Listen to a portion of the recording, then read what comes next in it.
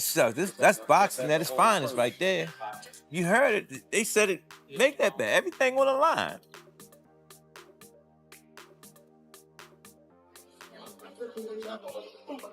Cass, Gervonta is an animal for real. Jake is too domestic. Here's the thing, Mike Tyson's an animal too. He was just 60. He was just 60, but he messed around and he got a prime Tank. Gervonta Davis is pushing himself harder than ever in training camp for his fight with Jake Paul. His sessions are intense, filled with non-stop sparring, explosive pad work, and tough conditioning. Surrounded by elite coaches, Tank's focus and aggression show he's preparing to prove real boxing power defeats celebrity hype.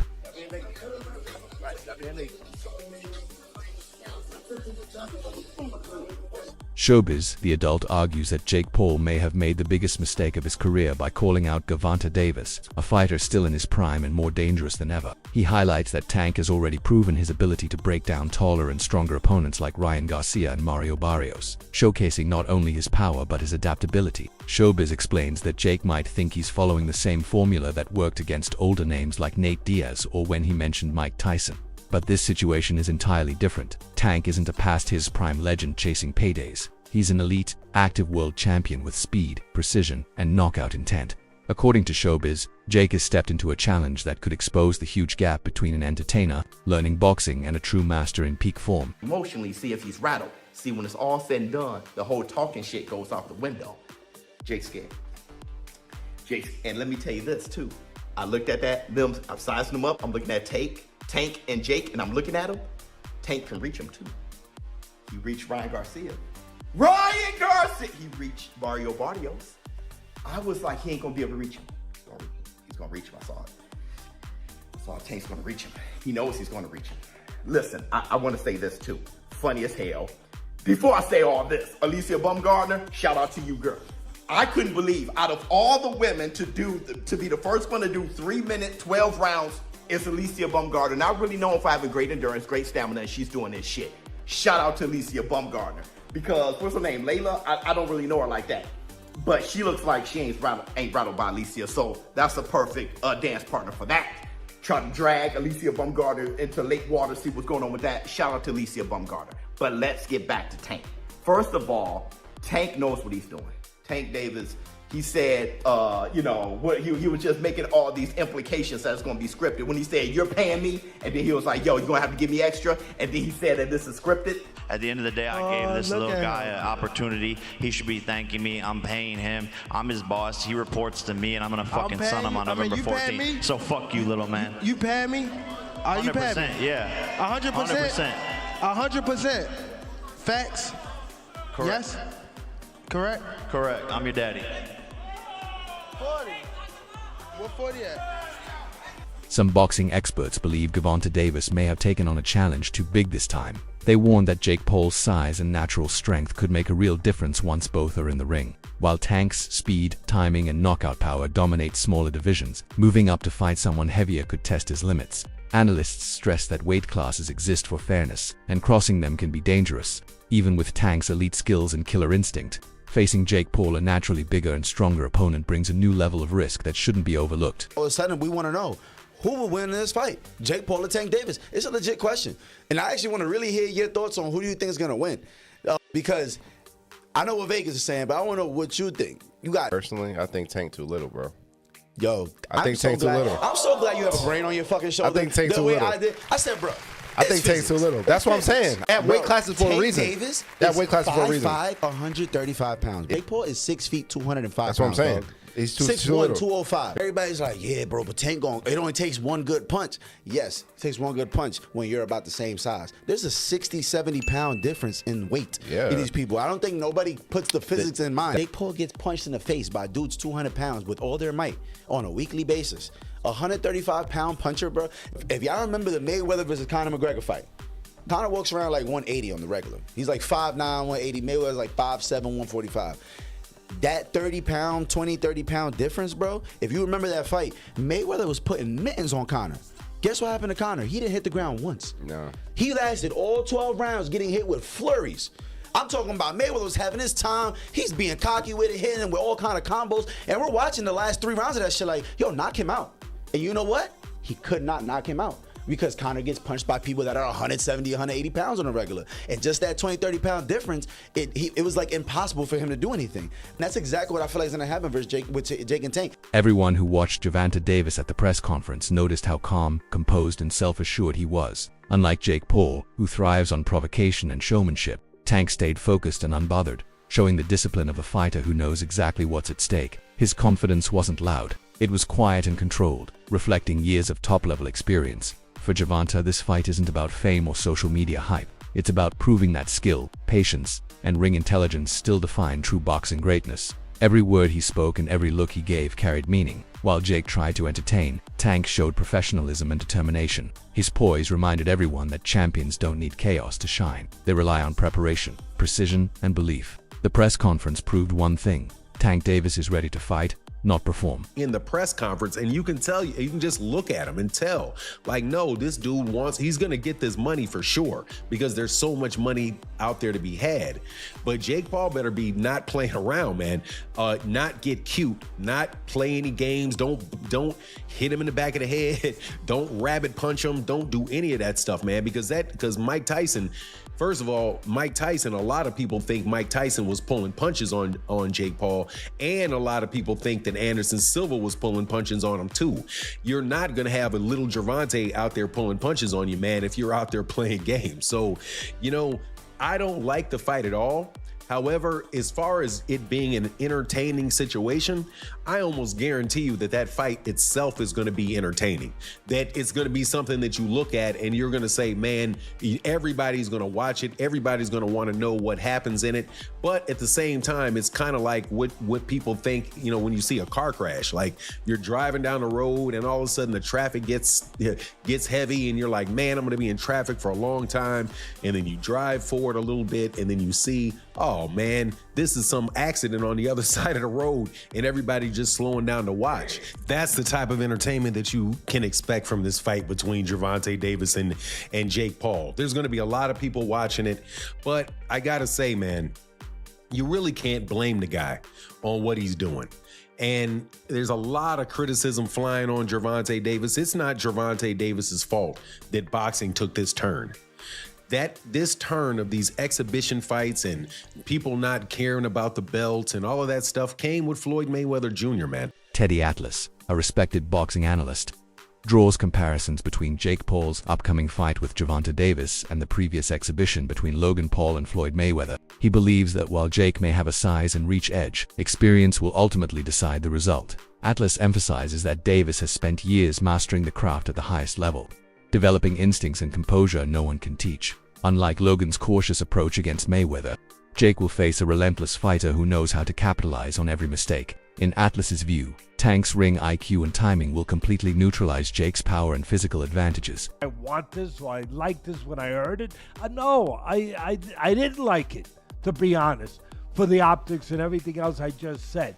But you do have one guy who, yeah, he's smaller, but he's a top fighter, he can punch. And he's fighting a guy who's not a top pro fighter, who's bigger. What if he hits him on the chin? It'll wind up selling. And that's what'll wind up selling it. The what if. What if Tank makes him do a cha-cha? He hits him on the chin, and Jake Paul, we're going to find out if he can dance. Whoa, whoa, whoa, whoa. Do the cha-cha. That's what's going to sell it. And you can't argue that what if. You can't. I know I get to places that other people won't go and everything else, that just dismiss stuff because it's easier to do that. It's safer to do that. You don't have to bows and arrows coming at you from people that argue with you because you did that. But I don't care. I've had bows and arrows my whole life. I don't care. But that's true. That what if. What if this guy who is a real good puncher, who is one of the best fighters in the world right now, what if he hits him? What if he makes a miss and he counters him? Or he jumps up in the air. Bang! And he hits him. Sid Terrace was a great fighter. No, not the 1700s, but years ago. And Cus D'Amato told me he loved Sid Terrace. He said, Teddy, he used to jump up in the air and hit you with 3 jabs. I said, whoa, man, Sid Terrace. All right. Anyway, look, I can't finish without saying that it did invoke some memories and thoughts that we've been here before in a different way, where Jake Paul's brother fought Mayweather. That's not forget. And I'm not saying I like that either. Analyst Luke Thomas shared a thoughtful perspective on Gervonta Davis as he prepares for his fight against Jake Paul. While he acknowledged Tank's incredible knockout power and sharp finishing instincts, Thomas noticed something different in his attitude this time. Davis appeared more composed, quieter, and reflective, an approach that suggested not nervousness, but a mature awareness of the moment.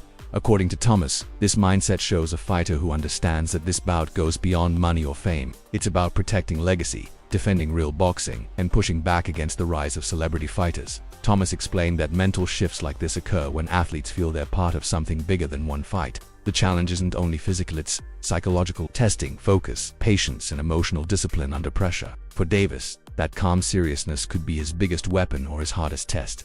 If guided properly, it could sharpen his precision. If not, expectations could slow him down. Either way, Thomas believes this mental evolution reveals a deeper version of Gervonta Davis, determined to prove that skill and discipline still beat fame and size. So in that sense, it's a little bit different. It's not different in the sense of a boxer in his prime or relative prime straying off the path, but this one is not. It's not like someone else, in a similar weight. It's like completely the opposite, and so that makes it, I think, look and feel weird. And then on top of it, obviously, Gervonta's got other business to handle. He looked to me, Gervonta, absolutely, completely disinterested. Even at the beginning of this year, and even at the pre-fight Lamont Roach stuff, Tank was talking about how much time he has left in boxing, which he was wasn't much.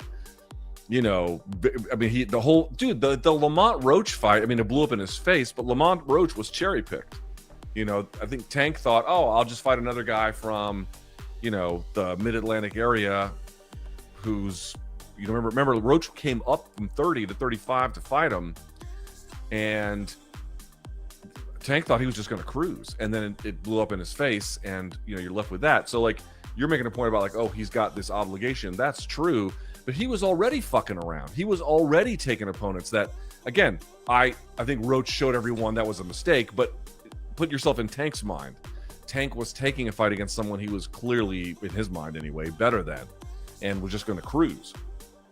So he was already in that state. Then you marry that with statements like, I don't know how much longer I'm going to be doing this, and blah, blah, blah. And, I'm worried about going to therapy because it'll take away my competitive edge. And, kind of teetering on the edge a little bit about whether or not this is a thing he wants to do. Then he, there's a draw in that fight.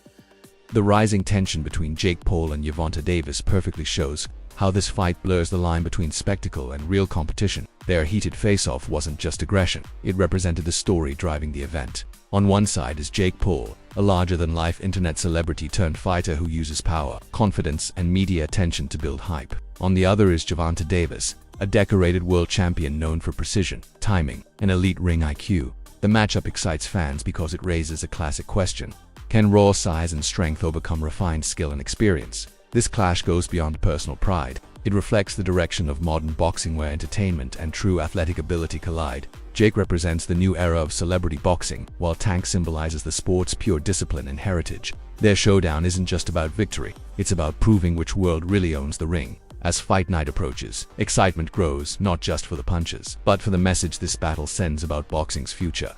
Left hand down the pipe. You can even see here, I'm not even trying to do the whole body language breakdown, but you can even see Tank could get under that left hand because he's 5-0. He could roll under that left hand, and here comes the brick hand over the top. If he lands something like that in 10 ounces, I'm going to tell you this. Jake's 200 and something pounds. That's still going to hurt at the very least, and who knows what, because Tank's got ridiculous power. So Jake, a little sloppy on the push there. He got pushed. He wanted to get it back. There's something to be taken away from that, but lines up perfectly for a counter left hand. And you even see his promoter here is kind of grabbing his left hand because Tank wanted to let it fly. And Jake backed up a little bit. He said, and Tank comes with that. Tank, man. Tank said, where I'm from, the bullies get bullied. All right, dude, there you go. Listen, takeaways from this thing, I don't know. Tank seemed to have a little bit more energy today. He seemed to be more lively. Him going back and forth with the media, with Jay Leon, with Jake, with Aiden Ross. There seemed to be a bit more energy today. That's all I really asked for. So in terms of, selling us on something, sure. Better job today from both guys. Jake, seemed a bit more locked in here with Tank as well. They had a little bit more fun. Tank going after Nikisa was pretty funny. But listen, this doesn't change anything in my mind. The 10-ounce gloves doesn't really change anything to me. I mean, again, I think that's a bad idea for Tank, more so because even if Jake doesn't land clean, those are 10-ounce gloves, still going to hurt. Tank is still punching in gloves that are 2 ounces heavier than he normally uses, so I don't know how that's a win for him. The $2 million bet almost certainly won't happen, which I didn't think would in the first place, but Tank pretty much confirmed it.